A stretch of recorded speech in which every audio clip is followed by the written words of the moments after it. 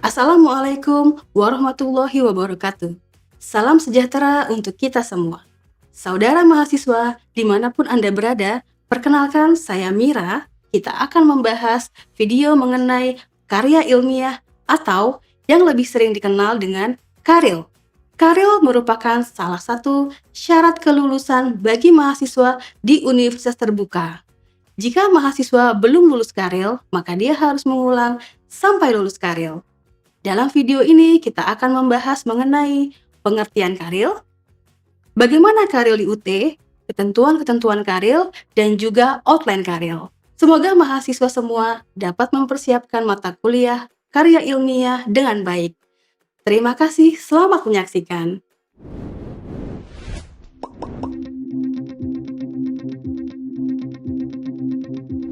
Setelah rekan-rekan mahasiswa sampai di tahap akhir perkuliahan, selanjutnya akan ada sebuah tugas akhir yang dimana tugas tersebut akan diuji oleh dosen dan tugas tersebut akan menjadi tugas akhir pada masa perkuliahan.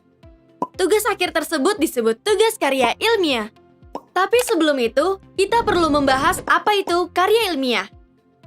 Secara umum, pengertian dari karya ilmiah adalah sebuah penulisan yang memaparkan hasil dari penelitian atau pengkajian yang telah dilakukan oleh seseorang atau sebuah tim dengan memenuhi kaidah dan etika keilmuan yang dikukuhkan dan ditaati oleh masyarakat keilmuan. Namun, secara pengertian khusus universitas terbuka, karya ilmiah atau karil adalah tulisan yang memaparkan hasil penelitian atau pengkajian yang telah dilakukan oleh mahasiswa dengan memenuhi kaidah dan etika keilmuan yang ditaati oleh masyarakat keilmuan. Lalu, seperti apa pelaksanaan karya ilmiah di universitas terbuka? Karil atau karya ilmiah yang dilaksanakan di universitas terbuka akan ditempuh melalui dua cara bagi mahasiswa, skema layanan SIPAS dan non-SIPAS. Bagi mahasiswa dengan skema layanan SIPAS, karya ilmiah ditempuh sesuai paketnya. Sedangkan, bagi mahasiswa dengan layanan non-SIPAS, mahasiswa yang menempuh karya ilmiah syaratnya adalah yang telah menempuh 109 SKS. Berikut ini tabel yang pertama, karya ilmiah dan tugas akhir program untuk mahasiswa S1, Fakultas Ekonomi, Fakultas Hukum Ilmu Sosial dan Ilmu Politik, dan Fakultas Sains dan Teknologi. Dan tabel kedua adalah karya ilmiah dan pemantapan kemampuan profesional untuk mahasiswa Fakultas Keguruan dan Ilmu Pendidikan. Sebelum mengerjakan karya ilmiah, sebaiknya cobalah untuk memahami terlebih dahulu ketentuan-ketentuan umum yang berlaku dalam pengerjaan karya ilmiah. Pertama, harus membuat karya ilmiah rekan-rekan sendiri tanpa menjiplak dari orang lain dan belum pernah diterbitkan pada media lain. Selain itu, karya ilmiah yang dikerjakan harus lolos dari pengecekan plagiasi dengan kemiripan tidak lebih dari 30%. Kedua, artikel atau karya ilmiah harus ditulis dengan bahasa Indonesia yang memiliki spesifikasi penulisan dengan ukuran kertas harus berformat A4 dan spacing atau spasi dari ketikan kata sebesar 1,5 atau 1,5. Selain ketentuan umum mahasiswa, terdapat juga ketentuan-ketentuan umum untuk publikasi karya ilmiah, yaitu pertama adalah status karya ilmiah bersifat wajib. Artinya, semua mahasiswa universitas terbuka harus membuat karya ilmiah sebagai syarat kelulusan. Kedua, proses penulisan karya ilmiah dilakukan melalui pembimbingan tutorial online dan tutorial webinar. Ketiga, satu kelas pembimbingan karya ilmiah maksimal 15 mahasiswa dengan satu orang pembimbing. Keempat, pembimbingan karya ilmiah bersifat wajib. Artinya, mahasiswa harus registrasi karya ilmiah untuk mendapatkan layanan pembimbingan. Kelima, sesi pembimbingan karya ilmiah sejumlah 8 sesi. Keenam, kemudian penulisan karya ilmiah harus mengikuti kaidah penulisan yang terdapat dalam pedoman penulisan karya ilmiah universitas terbuka. Ketujuh, produk hasil pembimbingan adalah artikel dalam bentuk format PDF. Ketentuan ini bersifat wajib dan harus dilakukan agar proses karya ilmiah kalian dapat diterima serta lulus dari sistem perkuliahan. Kemudian, untuk mengetahui tugas karya ilmiah dapat diterima atau tidak, rekan-rekan mahasiswa harus tahu terlebih dahulu apa saja ketentuan kelulusan dan kelayakan karya ilmiah. Terdapat 2 poin penilaian penting pada karya ilmiah universitas terbuka. Yang pertama, ketentuan kelulusan karya ilmiah universitas terbuka adalah dengan mendapatkan nilai minimal 75 dan diunggah ke repositori universitas terbuka. Yang kedua adalah kelayakan dari karya ilmiah universitas terbuka dengan nilai minimal yang harus didapatkan yaitu 85 serta diunggah ke repositori Rama dan Dikti. Rekan-rekan mahasiswa juga perlu tahu bagaimana menyusun outline dari sebuah karya ilmiah yang baik dan benar. Susunan umum dari karya ilmiah biasanya dimulai dari judul artikel, nama penulis dan alamat email, nama pembimbing dan alamat email, nama institusi penulis dan pembimbing, abstrak dalam bahasa Indonesia, pendahuluan, metode penelitian, hasil dan pembahasan, simpulan atau kesimpulan, dan yang terakhir adalah referensi. Itulah outline umum karya ilmiah yang dapat digunakan dalam pembuatan karya ilmiah. Untuk lebih jelasnya, mari kita bahas satu persatu. Judul artikel. Di dalam judul artikel terdapat beberapa poin yang perlu mahasiswa tulis seperti nama penulis, pembimbing 1 dan pembimbing 2 dengan alamat email di setiap namanya.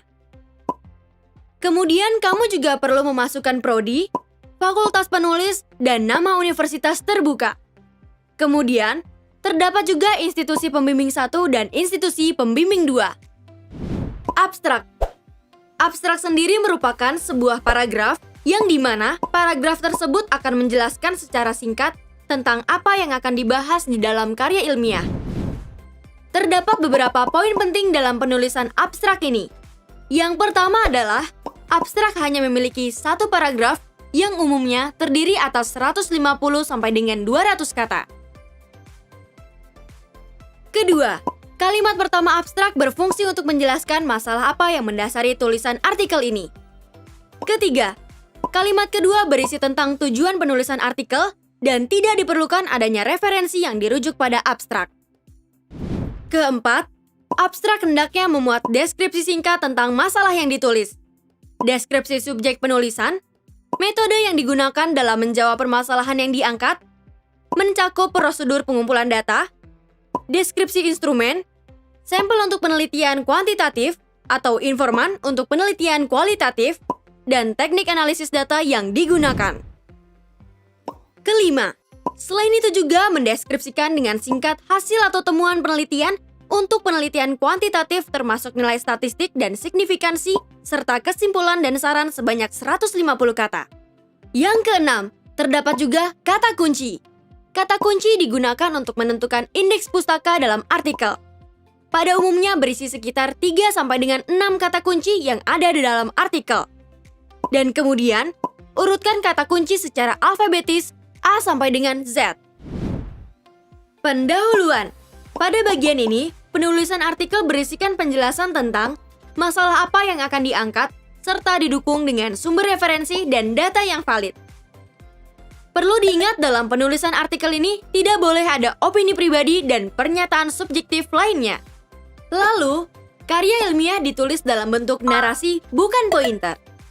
Contoh, misalkan di dalam tujuan penelitian kamu terdapat 3 poin, maka kamu perlu menarasikannya menjadi tujuan pertama dari penulisan artikel ini adalah, lalu tujuan kedua adalah, tujuan terakhir merupakan, dan jangan lupa, jika terdapat istilah asing, maka semua penulisan tersebut harus ditulis miring atau italik. Metode penelitian. Pada umumnya, diperlukan untuk artikel yang dihasilkan dari beberapa penelitian. Sedangkan, karya ilmiah yang tidak berasal dari penelitian tidak memiliki subbab metode. Sehingga pembahasan langsung mengarah kepada tujuan penulisan artikel sesuai dengan urutannya. Subbab ini menjelaskan metode apa yang digunakan dalam penelitian dan penjelasan. Mengapa metode tersebut dipilih seperti menjelaskan sumber informasi, pengembangan instrumen, prosedur pengumpulan data, dan metode analisis data. Pembahasan yang ada di dalam metode penelitian berisi analisis dan sintesis temuan kajian yang dikaitkan dengan teori-teori atau penelitian-penelitian terdahulu. Kedalaman analisis dan sintesis subbab ini sangat penting, karena dapat menjadi indikasi pemahaman kamu memahami permasalahan dalam kaitan dengan konteksnya dan lingkup kajian yang lebih luas. Simpulan merupakan subbab yang dimana berisikan paragraf sintesis dari hasil kajian kalian. Dalam menyusun kesimpulan, kamu dapat mengaitkan kembali dengan rumusan masalah yang telah kamu tulis pada awal artikel atau sebelum subbab metode penelitian. Karena pada dasarnya, kesimpulan merupakan jawaban terhadap tujuan penulisan artikel.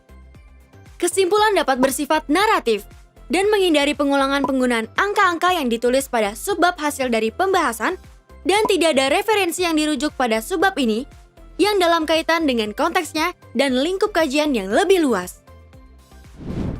Kemudian yang terakhir, terdapat referensi yang berisikan informasi sumber-sumber atau referensi yang digunakan dalam penulisan artikel yang dapat berupa artikel, jurnal ilmiah, buku sumber, dan sebagainya, yang disusun secara alfabetis dan memenuhi kaidah penulisan karya ilmiah dengan penulisan format, hanging 0,5 inch, rata kiri, dan Arial Narrow 12.